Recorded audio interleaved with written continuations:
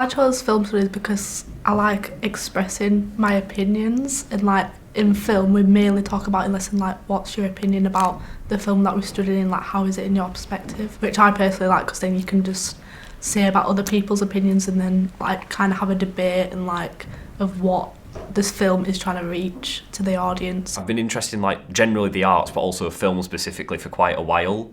So I figured it'd be like a good like not change of pace, but it sort of breaks up like a lot of academic subjects. And I figured taking film studies would be a good way to like sort of enhance my knowledge and like get to know a few more things about the medium as a whole. And as well, it also just like it just gives me a place to like talk about another interest of mine.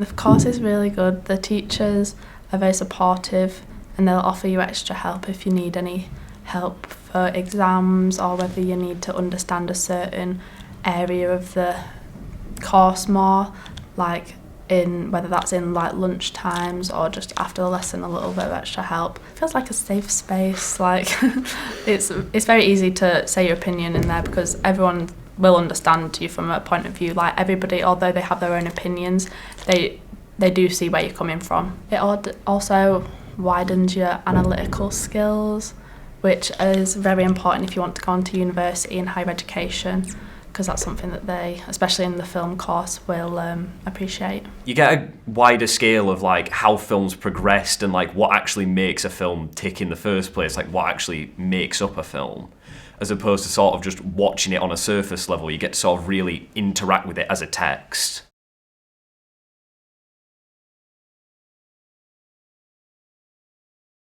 It starts on the Hollywood history section, so you track through from like the silent era, which is the first film you study. It's a little daunting at first, but also like it's good to sort of get a grounding for like the rest of the things you're going to see and where it all came from. Then you do like the 30s to the 60s with Singing in the Rain, and then you cover the 60s to the 90s with Raging Bull. And so there you sort of get a feel for like how films progress throughout time, and then you move to like contemporary sections where you look at like the state of film now, with like Skyfall and Dark Knight Rises. So it's kind of appealing to like different range of audiences and like how we like cinema in our own way. So it's kind of just appealing to everyone, and basically like everyone can do film. What like if you like silent films, if you like I don't know Scorsese, or if you like just modern cinema and action there's a films. wide range. There's like musical, superhero, silent. There's literally something for everybody. Yeah, and we also talk about just like how it affects us, as like how films just affect society and like pop culture and how it affects us, which is obviously it's a big impact on our generation as well.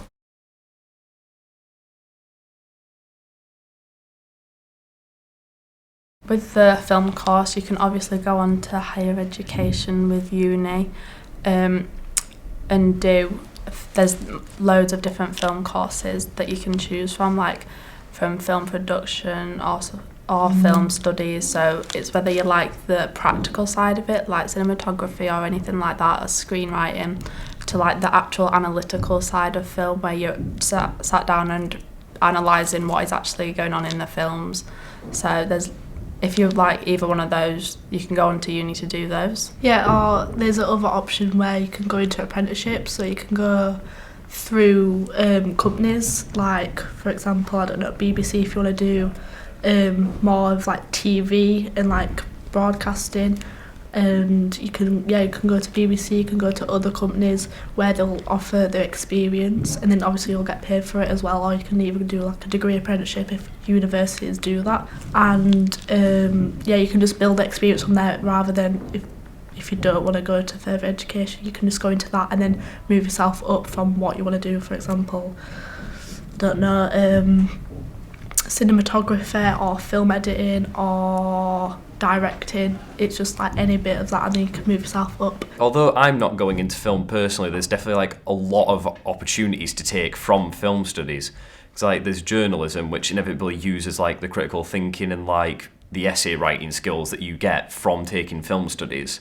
But you also get like, in general, media is a really big industry at the moment.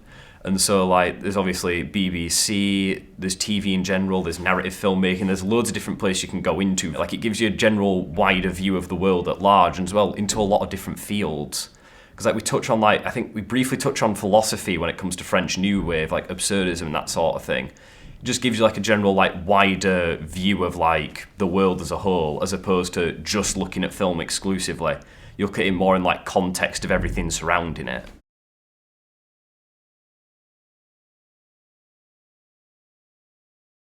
I think a reason that you should choose film studies is because although it's looking at films, you do have a wide range of skills that you learn from it, and the teachers, they provide the support to further those skills so you can go on to higher education. Yeah, and also you you know how to do essay writing. So even if you don't really want to go into film and you're maybe doing English like Daisy's doing, you can, like, if you want to do journalism, you can have the critical thinking and analysis from film of, like, other topics as well. So it's not really like you can get a wide range of skills. Yeah, transferable skills from your other courses. So it's quite beneficial if you're not really thinking of doing film, but it still helps you later on in life.